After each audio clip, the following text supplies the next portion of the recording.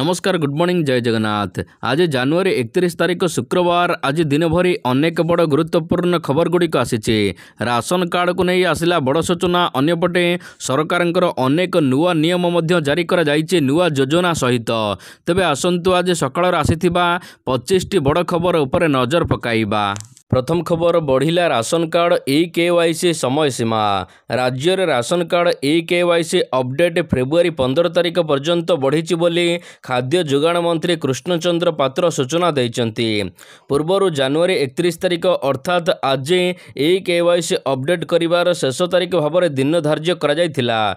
जदि समय सुधा यह शेष होई नाही, वर्तमान सुधा अनेक व्यक्ति ई-केवाईसी करि पारि नाहांती। एहाको आखि आगे रखी पुणी थरे ई-केवाईसी समय सीमा को 15 दिन पर्यंत वृद्धि करिसंती राज्य सरकार। तेबे राज्यर 39 लाख हिताधिकारी एबे भी ई-केवाईसी अपडेट करि नाहांती। 29 तारीख सुधा 2,96,97,332 जन करिसंती ई-केवाईसी अपडेट। परवर्ती खबर फेब्रुआरी 18 तारीख जुक्त 2 परीक्षा आरंभ।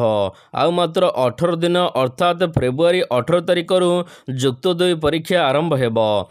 यह मार्च 27 तारीख अर्थात 22 दिन पर्यंत चलिबो। चलित वर्ष मोट 3,93,328 जन छात्र छात्री फॉर्म पूरण करिसंती। सेमानक मध्यरु रेगुलार छात्र छात्री संख्या 3,56,634 थिबा बेले एक्स रेगुलार पिलामानकर संख्या 27,694 रहिछि। चलित वर्ष कलारे सर्वाधिक परीक्षार्थी संख्या रही 2,47,000, विज्ञान में 1,14,000, वाणिज्य में 25,000 एवं धंदामूलक शिक्षा 5,771 जन परीक्षा देवे। परवर्ती खबर विकसित गाँ विकसित ओडिशा पाई आसिला गाइडलाइन। विकसित गाँ विकसित ओडिशा पाई सरकार मार्गदर्शिका जारी करिसंती। पंचायत राज और पानीय जल विभाग पक्षरु जारी हैला मार्गदर्शिका। ब्लॉक स्तर में वार्षिक उन्नयनमूलक कार्य पाई योजना कराजिबो। विकसित गाँ विकसित ओडिशा पाई गाइडलाइन समस्त जिलापालंकु पठाइचंती विभाग। ग्रामसभा जरिया प्रकल्प तालिका करने को निर्देश जारी होइछि। फेब्रुआरी 14 तारीख भितर तालिका फाइनाल करने को निर्देश दिया जाइछि। पंचायत गुड़िकर 5 वर्षिया प्लान आसंता 15 तारीख सुधा दाखल करने को निर्देश दिया जाइछि। परवर्ती खबर कुंभ यात्रा बातिल। ओडिशा राज्य सड़क परिवहन निगम ओएसआरटीसी महाकुंभ मेला 2025 पाई अयोध्या को यार स्वतंत्र बस सेवा को बातिल करि देइछि। प्रयागराज रे लोकंकर अहेतुक भिड़ हेतु उपजिथिबा परिस्थिति पाई एपरि निष्पत्ति निया जाइछि। फेब्रुआरी 4 तारीख पर्यंत यह निष्पत्ति बलवत्तर रहिबो। ओएसआरटीसी बातिल विषय में यात्री मानक सूचना दे एक सार्वजनीन नोटिस जारी करिछि। यह सरकारी सोशल मीडिया हैंडल एवं वेबसाइट माध्यम अपलोड करा जाइछि। तेबे जो यात्री मानकर टिकेट बातिल करा जाइछि सेमानंको सेमानकर अर्थ फेरस्त करा जिवो बोली मध्य सरकार पक्षरु कुहा जाइछि। परवर्ती खबर प्रति जिले में हेबो सम मल्टी स्पेशालिटी हॉस्पिटल। राज्य में स्वास्थ्य सेवा को त्वरान्वित करने निमंते सम हेल्थ केयर सर्विसेस पक्षरु एक विस्तृत योजना हाथ को निया जाइछि। तृणमूल स्तर लोक मानकु सुलभ तथा गुणवत्त विशिष्ट स्वास्थ्य सेवा देवाकू प्रति जिले में यही संस्था पक्षरु 50 शଯ୍या विशिष्ट मल्टी स्पेशालिटी हॉस्पिटल स्थापन करा जिवो। ओडिशार स्वास्थ्य मंत्री और परिवार कल्याण मंत्री डॉक्टर मुकेश महालिंग एवं स्वास्थ्य विभाग सचिवों उपस्थिति में यही घोषणा करा जाइछि। परवर्ती खबर राज्य में स्वयंक्रिय जान परीक्षण व्यवस्था आरंभ। मोटर जान फिटनेस परीक्षा को त्रुटि शून्य करने को राज्य सरकार गुरुत्वपूर्ण पदक्षेप नैचंती। राज्य में प्रथम स्वयंक्रिय जान परीक्षण व्यवस्था बा एसटीएस पंजीकृत होइछि। कटक आरटीओ अधीन रे यार स्थापन होइछि। वैषयिक ज्ञान कौशल जरिया स्वयंक्रिय पद्धति रे यह गाड़ीर फिटनेस परीक्षा करिवो। केंद्रीय मोटर जान नियम अनुसार गाड़ीर फिटनेस परीक्षा पाई एसटीएस व्यवस्था कार्यकारी करा जाइछि। खूब शीघ्र राज्य में आहुरी 21 एसटीएस स्थापन कराजिबो बोली जଣା पड़िछि। पूर्वर फिटनेस सर्टिफिकेट तथा गाड़ीर पंजीकरण नवीकरण मनुष्य करुथिला, एबे एहाको संपूर्ण मेसिन माध्यम रे कराजिबो। परवर्ती खबर फेब्रुआरी 3 रे जन अभियोग शुणाणी करिवे मुख्यमंत्री। आगामी फेब्रुआरी 3 तारीख सोमवार दिन माननीय मुख्यमंत्री श्री मोहन चरण माझी यूनिट 5 स्थित भुवनेश्वर स्थित मुख्यमंत्री अभियोग प्रकोष्ठ रे जनसाधारण मान ମାନଙ୍କର ଅଭିଯୋଗ ଶୁଣାଣି କରିବେ। ଏହି ଅଭିଯୋଗ ଶୁଣାଣି ପାଇଁ ଅନଲାଇନ୍ ପଞ୍ଜୀକରଣ ଜାନୁଆରୀ 31 ତାରିଖ ଦିନ 11ଟା ଠାରୁ ଆରମ୍ଭ ହେବ। ସର୍ବାଧିକ 1000 ଜଣ ପଞ୍ଜୀକରଣ କରିପାରିବେ। ଏଥିନିମନ୍ତେ ଆଗ୍ରହୀ ଜନସାଧାରଣମାନଙ୍କର ଶୁଣାଣି ପୋର୍ଟାଲ janashunani.odisha.gov.in ଅଥବା ଜନଶୁଣାଣି ମୋବାଇଲ ଆପ୍ଲିକେସନ ମାଧ୍ୟମରେ ମୁଖ୍ୟମନ୍ତ୍ରୀଙ୍କୁ ସାକ୍ଷାତ କରିବାକୁ ପଞ୍ଜୀକରଣ କରିପାରିବେ ସାଧାରଣ ଜନତା। ପରବର୍ତ୍ତୀ ଖବର, ସରକାରୀ ଚାକିରିଆ ଫେରାଇଲେ ରାସନ କାର୍ଡ। ସରକାରୀ ଚାକିରିଆ ନେଇଛନ୍ତି ରାସନ କାର୍ଡ। ମନ୍ତ୍ରୀଙ୍କ ଚେତାବନୀ ପରେ ରାସନ କାର୍ଡ ଫେରାଇଲେଣି 12,000 ସରକାରୀ ଚାକିରିଆ। ଏନେଇ ସୂଚନା ଦେଇଛନ୍ତି ଯୋଗାଣ ମନ୍ତ୍ରୀ କୃଷ୍ଣଚନ୍ଦ୍ର ପାତ୍ର। ସରକାରୀ ଚାକିରିଆଙ୍କୁ କାର୍ଡ ଫେରାଇବାକୁ ଆଜି ରହିଛି ଶେଷ ଡେଡଲାଇନ୍। ହାତରେ ମାତ୍ର ଆଜି ଗୋଟିଏ ଦିନ ରହିଛି। ତେବେ ତୁରନ୍ତ ରାସନ କାର୍ଡ ଫେରାଇବାକୁ ମନ୍ତ୍ରୀ ଅପିଲ କରିଛନ୍ତି। ଯେଉଁମାନେ କାର୍ଡ ସରେଣ୍ଡର କରିବେ ସେମାନଙ୍କ ଉପରେ କୌଣସି କାର୍ଯ୍ୟାନୁଷ୍ଠାନ ହେବ ନାହିଁ। ଯଦି କଣ୍ଟ ପୂରିବା ପରେ ମଧ୍ୟ ଧରାପଡ଼ିଲେ ସେମାନଙ୍କ ଉପରେ କାର୍ଯ୍ୟାନୁଷ୍ଠାନ ହେବ ବୋଲି ମନ୍ତ୍ରୀ ପୁଣି ଥରେ ଚେତାଇ ଦେଇଛନ୍ତି। ପରବର୍ତ୍ତୀ ଖବର, ଦ୍ୱନ୍ଦ୍ୱ ହେଲା ସରସ୍ୱତୀ ପୂଜା ପାଳନକୁ ନେଇ ଥିବା ତାରିଖ ଦ୍ୱନ୍ଦ୍ୱ। କେଉଁ ଦିନ ପାଳନ କରାଯିବ ସରସ୍ୱତୀ ପୂଜା? ରବିବାର 2 ତାରିଖ ନା ସୋମବାର 3 ତାରିଖ? ଏହାକୁ ନେଇ ଯେଉଁ ଦ୍ୱନ୍ଦ୍ୱ ଉପୁଜିଥିଲା ଏବେ ଏହା ଦୂର ହୋଇଛି। କେତେକ ପାଞ୍ଜିକା 2 ତାରିଖରେ ପଞ୍ଚମୀ ପଡ଼ୁଥିବା ଉଲ୍ଲେଖ କରିଥିବା ବେଳେ ଆଉ କେତେକ ପାଞ୍ଜିକା 3 ତାରିଖ ସୋମବାର ଦିନ ସକାଳୁ ପଞ୍ଚମୀ ପଡ଼ୁଥିବା ଉଲ୍ଲେଖ କରିଥିଲେ। ଏହାକୁ ନେଇ ଦ୍ୱନ୍ଦ୍ୱ ଦେଖାଦେଇଥିଲା। ତେବେ ଗତକାଲି ସାମନ୍ତ ଚନ୍ଦ୍ରଶେଖର ସ୍ମୃତି ପରିଷଦ ଏବଂ ଭାଗ୍ୟଜ୍ୟୋତି ପ୍ରକାଶନ ପକ୍ଷରୁ ଗୀତଗୋବିନ୍ଦ ସଦନରେ ଏକ ଆଲୋଚନା ଚକ୍ର ଅନୁଷ୍ଠିତ ହୋଇଥିଲା। ଫେବୃଆରୀ 2 ତାରିଖ ରବିବାର ପୂର୍ବାହ୍ନ 9ଟା 14 ପର୍ଯ୍ୟନ୍ତ ଚତୁର୍ଥୀ ଅଛି। ଏହାପରେ ପଞ୍ଚମୀ ଆରମ୍ଭ ହୋଇ 3 ତାରିଖ ସୋମବାର 6ଟା 53 ପର୍ଯ୍ୟନ୍ତ ରହୁଛି। ତେବେ ଏହି ସମୟରେ ପାଳନ କରାଯିବ ଶ୍ରୀପଞ୍ଚମୀ, ଅର୍ଥାତ୍ ପଞ୍ଚମୀ 3 ତାରିଖ ସୋମବାର ହିଁ ରହୁଛି। ସୋମବାର ସୂର୍ଯ୍ୟୋଦୟ ପଞ୍ଚମୀ ରହୁଥିବାରୁ ଏହି ଦିନ ହିଁ ସରସ୍ୱତୀ ପୂଜା ପାଳନ କରାଯିବ। ପରବର୍ତ୍ତୀ ଖବର, ଗର୍ଜିଲେ ମିଶନ ଶକ୍ତି ମହିଳା। ଯାଜପୁରରେ ମିଶନ ଶକ୍ତି ମହିଳାମାନଙ୍କର ଶକ୍ତି ପ୍ରଦର୍ଶନ ଦେଖିବାକୁ ମିଳିଛି। ଜିଲ୍ଲାପାଳଙ୍କ କାର୍ଯ୍ୟାଳୟ ଘେରିଲେ ମିଶନ ଶକ୍ତି ମହିଳା। ବିଭିନ୍ନ ଦାବି ନେଇ ସେମାନେ ପ୍ରତିବାଦ ଜଣାଇଛନ୍ତି। ସ୍ଥାୟୀ ନିଯୁକ୍ତି, ମହାସଂଘ ପୁନର୍ଗଠନ, ସଂଶୋଧନ ଭଳି 6 ଦଫା ଦାବି ନେଇ ପ୍ରତିବାଦ କରିଛନ୍ତି। ଦାବିପତ୍ର ପ୍ରଦାନ ପାଇଁ ଜିଲ୍ଲାପାଳଙ୍କ କାର୍ଯ୍ୟାଳୟ ମଧ୍ୟ ଘେରିଥିଲେ।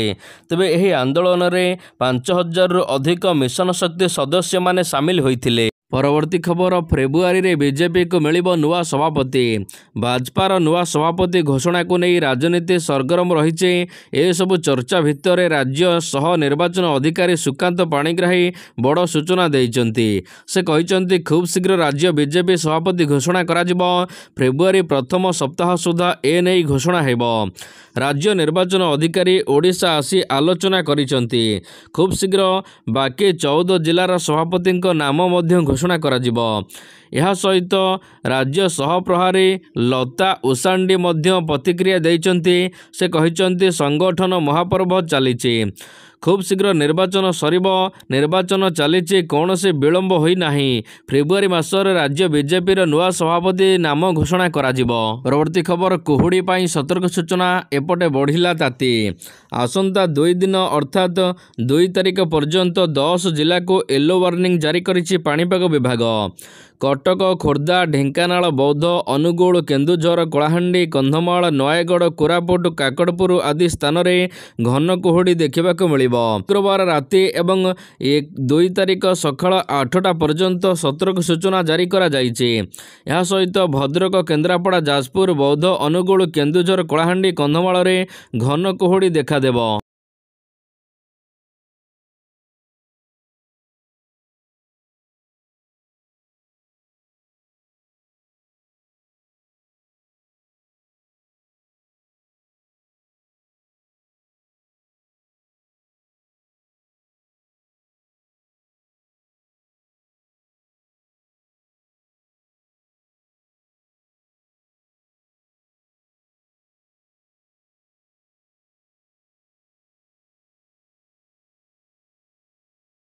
परवर्ती खबर राज्य में पुणी कलबल कर ताती साधारणतः फेब्रुआरी मास बेलू शीत यार प्रकोप देखाई थाए मात्र चलित वर्ष यही धारार व्यतिक्रम देखा मिली शीतर प्रकोप ह्रास पाई बेले फेब्रुआरी मासरू ताती वृद्धि पाइब बोली जमापड़ी ए वर्ष फेब्रुआरी तातीब ओडिशा सरिला शीत बढ़िला खरा राज्य में आगामी किछि दिन में पारद 5 डिग्री सेल्सियस पर्यंत वृद्धि पाइब बोली पाणीपाग विभाग पक्षर पूर्वानुमान करा जाइछे। विगत किछि दिन हेब तापमात्रा अस्वाभाविक भाव में वृद्धि पाउछे तेबे राति एवं दिनर सर्वनिम्न तापमात्रा स्वाभाविक ठारू 3 ରୁ 4 डिग्री अधिक रही तेबे आसंता 5 दिन पर आहुरी बढ़िबो ताती एने पूर्वानुमान करिছে पाणीपाग विभाग। परवर्ती खबर आज ठारू बजेट अधिवेशन राष्ट्रपति संबोधन आरंभ हेब आज बजेट अधिवेशन आज उभय गृह में संबोधित करेंगे राष्ट्रपति द्रौपदी मुर्मू 2025-26 आर्थिक वर्ष पर आसिब व्यय बराद फेब्रुआरी पहिलारे अर्थमंत्री निर्मला सीतारमण संसद में बजेट आगत करेंगे लगातार भाव में यह तांकर 8म बजेट उपस्थापन हेबाकु जाउछि।